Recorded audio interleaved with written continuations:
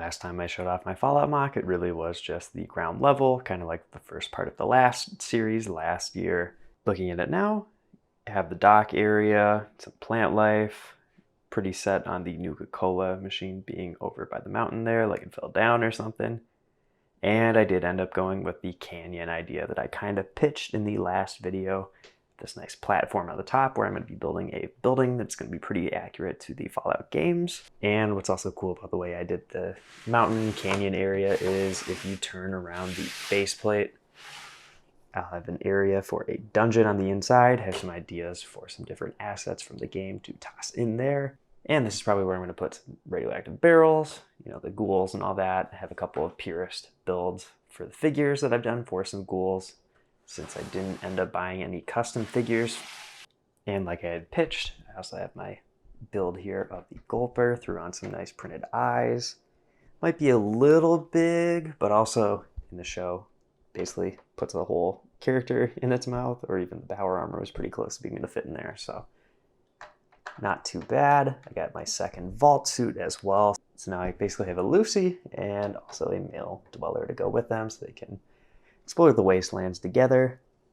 You know, like I pointed out last time, she has the bag with dead face on it, so good reference there. I might build up the wood pole to kind of fish in this area.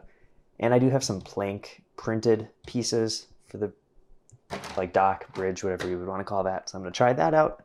But basically this is just the preliminary in between last episode and coming into this one. And I believe I'm basically going to finish up the build in this video, maybe minus some lighting and changing of figures as I get a little bit closer. But let's go ahead and start getting the building together. And here is the power station basically that I built directly from the game using reference pictures. It does have an open back for an interior, so we'll look at that in a bit. And I was smart, left some studs on the side of the wall there so I can use some of these planks and just place them kind of covering the windows, which are also using the Stranger Things newspaper parts. I just thought this would be fun to kind of build in the world a little bit and make it feel a little bit more post-apocalyptic. So nice little detailing there. I had to decide what tile I want to put there because there are a couple different warning citizen brick tiles that I think would fit pretty well. Put in the warning light there. I am going to try and use a brick stuff light somewhere in here and have that so it is kind of like a blinking light. Over I'm going to do some flickering lights of some sort. So I want to make this a little bit more atmospheric. On the side here I built like the generator or whatever, pipe with a grate at the top, and it's a little hard to do a chain link fence, but just built this little barrier piece to go around that just to fill it in a little bit more. I think there is also fencing at the top there, but not really something that's easy to do. And literally to top it off, I built a roof that goes on like a modular building. So easy to take it off, easy to put it on. And I have this entire roof section to add some rusty tiles, or even actually put wires and use the wires from the lights to actually add to the scene instead of it, you know, being secretly hidden, all that. It'll be kind of cool to have them hanging from different electrical posts and all that. So that's kind of the plan at the top there. I think the front's looking pretty good. I do really like these tiles that are the plank print, and I also really like them on the docks. That is what I did. I ended up switching out the just reddish brown ones for those too. Something strange about these buildings in the game, they always use like the yellow posts as their guardrails. So Lego has this perfect part here that fits that. It's a little gappy, unfortunately, where you can't put them side by side, but did buy enough that I could just fill this in like that. And on the edge, just another one there. One thing I kind of noticed, I don't really like the gap between those ones. I did end up picking up a couple of these as well, thinking those might be good options. But again, there's kind of a gap. So it's kind of the game of slowly going through and figuring out the best place to put these parts. And that's why it's kind of fun to do freehand builds like this sometimes, where I'm just figuring it out as I go. But it's tough sometimes. If I didn't have the right amount of parts, I wouldn't be able to do that.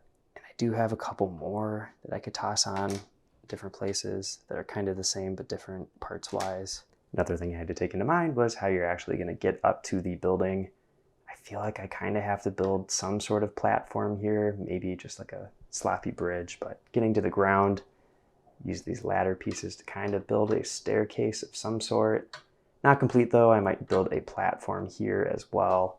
I have some more of these plank pieces, so just kind of a quick little wood platform would be nice. We'll see what I end up doing. Otherwise, maybe I could build one here and then have another ladder going down, another option. We'll see what I do. I have some time still, I'm gonna play around with that. And it is a decent amount of space. It's gonna be pretty much the same sort of open area as the Daily Bugle.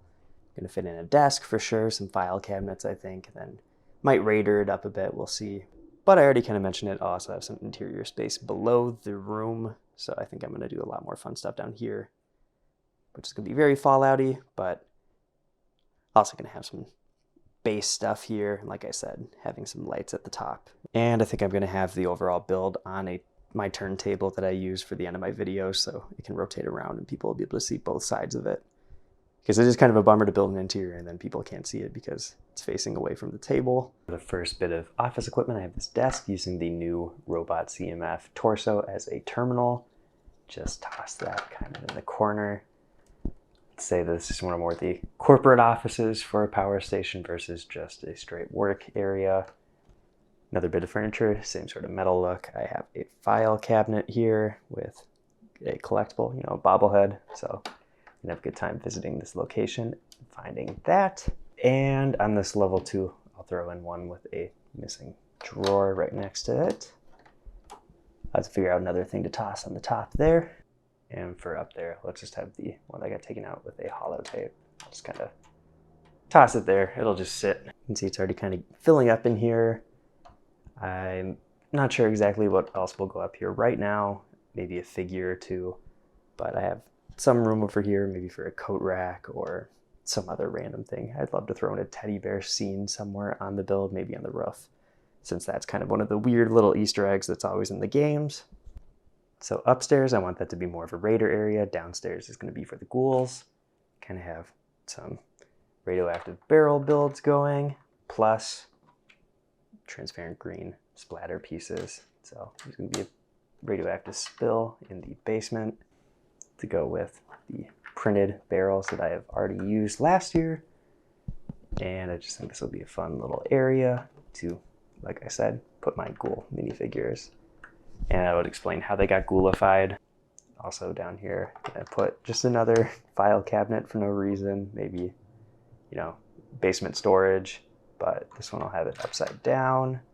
And utilizing another custom printed piece, I have a stash box that I will put underneath it. That way it looks like it was inside of the drawer, got flipped over. Maybe toss in a cap as well to go with that. Getting to the last couple of details for this build. Decided what sign I wanted to put up. Plus up here, I decided I wanted to put some posts with some skulls on them. Since this is going to be more of a raider type base, they always end up decorating them with some of their trophies from their kills. So I thought this would be pretty fitting for the build to have those up there. I did decide on my final stair design. I added a little platform there using this grill piece, I guess, as an implied step ladder or something to climb up onto that platform and then up the stairs.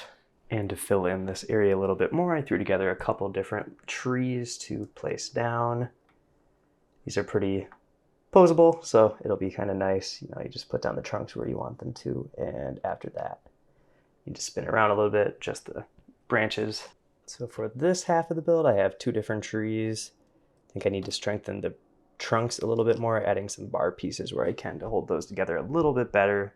But overall, I'm happy with the shaping. The nougat pieces that I used to give it kind of weird shaped branches work pretty well. And this way, all of the wood materials match, since the trunks of these match the planks, keeping a consistent wood color. Getting to the front of the build, I added some citizen brick parts of the print and then also the fence and the barbed wire. I also built one more tree for the other corner, just to spread out the scenery a little bit. Like I said, it's nice. These are pretty adjustable, so I'm gonna just have to, tweak it a little bit here and there, figure out the ways that it fills in the space the best it can. I thought this would be a good place for a scene to play out. I have my glowing one with an arm in his hand, which would go for the character here. I used one of the brick arm pegs to give it a bloody look, and he is running away from the glowing one, tripped, had his arm ripped off, so that's unfortunate for him. And I have some additional citizen brick fences that I wanted to toss in there, one of their half ones, and to kind of cover the distance between the two of those. I'm just going to have one knocked over, which would make sense for why the person was able to go into that area to begin with, to be where the ghoul is. And I'm just going to hold that together with this round tile with the bar connection using the end of the barbed wire there. So the fence is able to lie down, but is also pretty secure with the tiles that I placed around. So that is pretty much what I have right now for the front areas.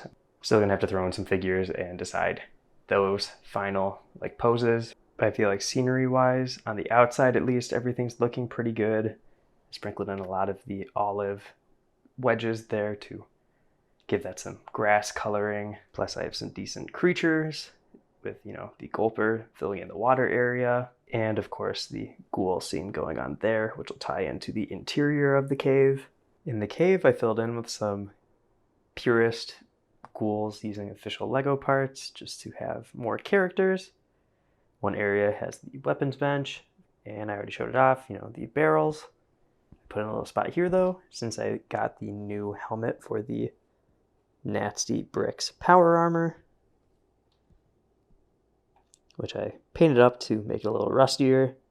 I just used the body, arms, and legs from the one I painted for last year.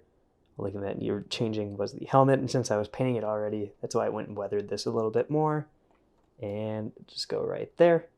In the games, you'll just end up finding some power armor just laying around different places, so I thought that'd be kind of a cool little place to put it, since the overall scene I just don't feel like has a good fit for a power armor character in any way, so I think this is a good option, which leaves really only one spot of the interior with nothing in it, being this here.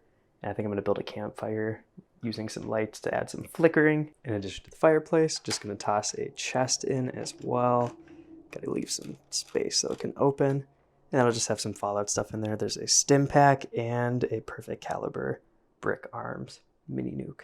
So some decent stuff in there. Of course, some junk too. I think I put a pen in there and maybe binoculars. So you get some good stuff, and I guess some crafting materials that you could use with a workbench or bring it back to your camp. And adding to the office, I started throwing in some Raider characters. You can see he has a perfectly preserved pie sitting at the computer desk. I also threw in a backpack with some food in it, and one of the funnier details is I have that they established a bathroom corner, so they have a bucket, another one right there. One has some brown in it. It looks like they missed with some yellow, and on the top of the shelf next to the bobblehead, we have an extra bucket. You know, you can never have too many options. The nice part about this upper area is that it is modular, like a modular building, so you can take the roof off, put it back on. It's going to complicate things when I put a light on here. I'll just have to make sure that it's easy to take off. So that way the light can just sit in the room probably, and then the roof will come off completely. Filling this in with the minifigures definitely adds to the atmosphere a lot, but overall I'm pretty happy with how the build turned out. I think this is a pretty good representation of the concept of Fallout. I didn't really want to build a one-to-one thing just because I feel like that takes away the creativity aspect for me. I want to take elements, shove it into a build. I'll toss in some Easter eggs for game fans and, you know, show fans. So you're looking at it, you notice something a little bit different every time. And obviously not going to be the final build. You'll be able to see that when I do the twin lug overview of everybody's displays. And, you know, with just the lights on, it's not going to look great on camera necessarily. It's a lot more cool and atmospheric in person, but excited with the flickering light bulb effects for the lights. You can kind of see as time goes on, some of them will flicker. So that's kind of a nice effect, and eventually they will actually burn out and then come back on. So that's kind of a cool thing that brick stuff sells. Another fun little thing, I threw in a Tesla gun here with a light inside of the sort of electrical part of it. Getting to the back interior, got the office lit up, also with the burning out light bulb effect. So I think this room looks really great.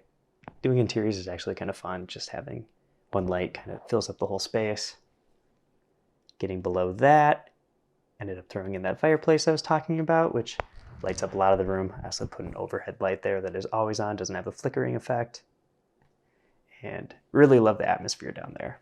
And with all that being shown off now, here is basically the final build and another successful Fallout MOC. For me, I feel like, there's always more that you want to do, but with the time, budget, and all that, you can only do so much.